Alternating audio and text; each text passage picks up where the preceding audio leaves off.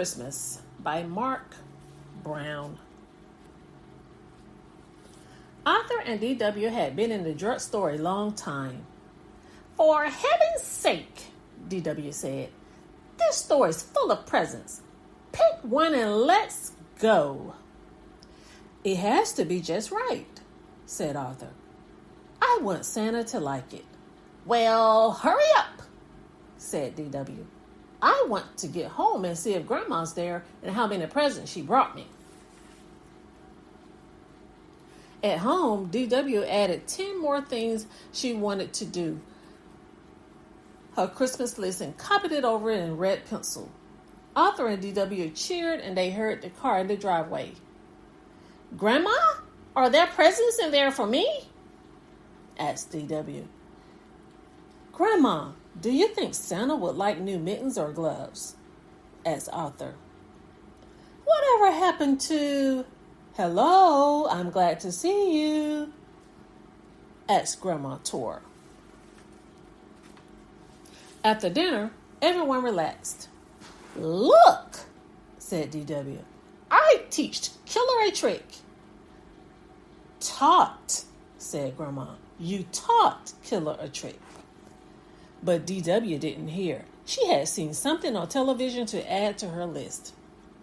"Arthur, what's the matter?" asked Grandmama. "I haven't found the right gift for Santa," said Arthur.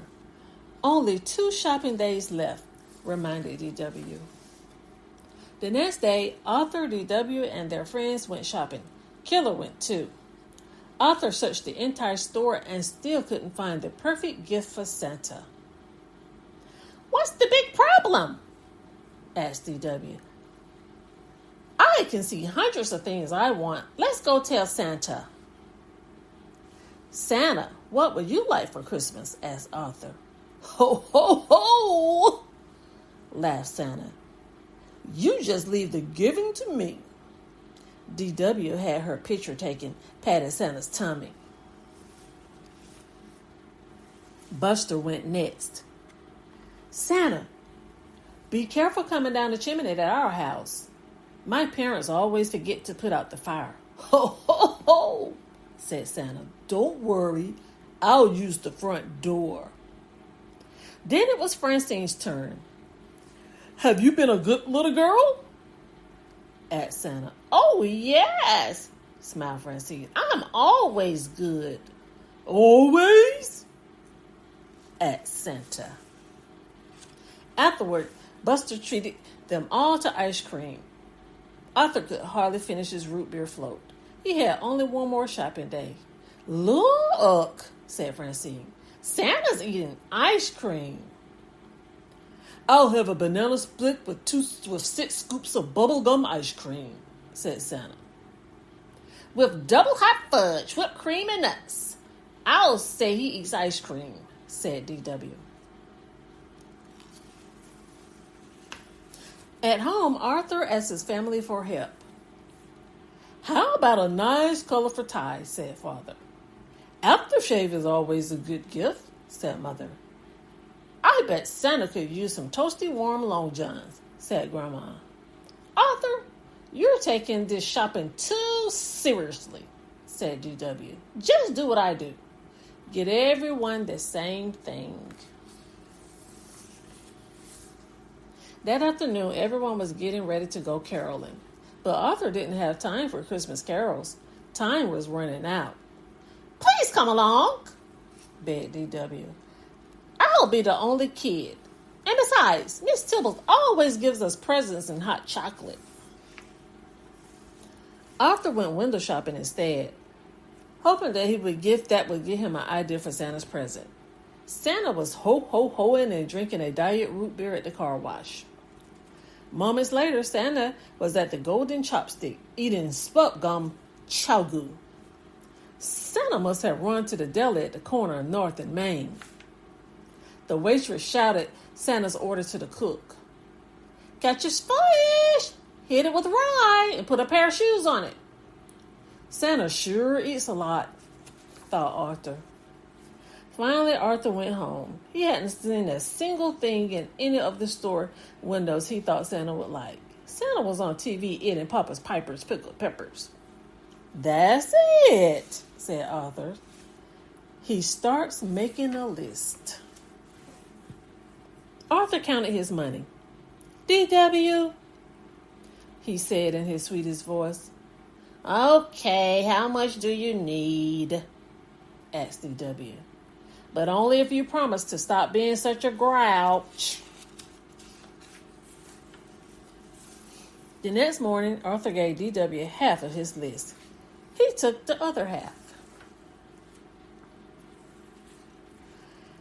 DW had to keep Killer out of the kitchen while Arthur made Santa's present. "What's all that noise?" asked Father.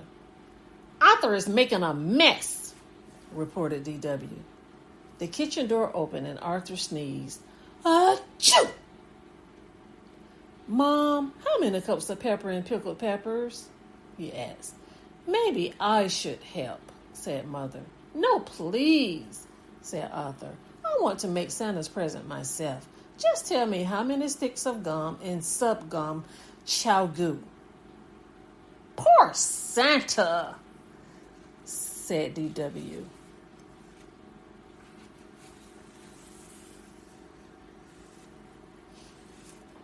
Hours later, Arthur whistled while he set the table for Santa. "What's that?" asked Father. "Pickled peppers, a hot fudge sundae on bubblegum ice cream, and sub-gum chow goo. I sort of combined Santa's favorite foods," Arthur explained.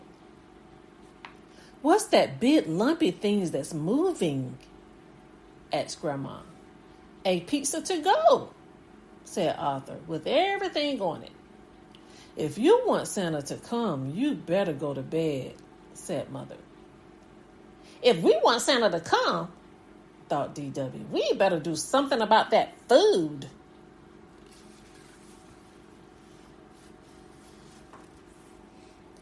DW couldn't fall asleep. "I have to do something," she thought. "Poor Arthur worked so hard. But if Santa gets one with the Arthur's present, he'll never set foot in the dining room, much less eat any of it." Careful to miss the squeaky step, DW tiptoed downstairs in the dark.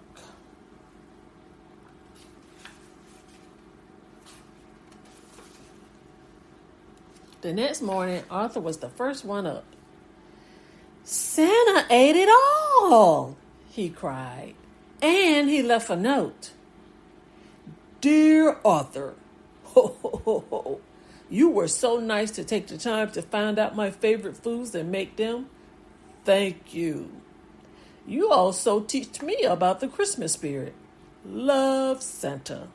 P.S. Aren't you lucky to have such a nice little sister?"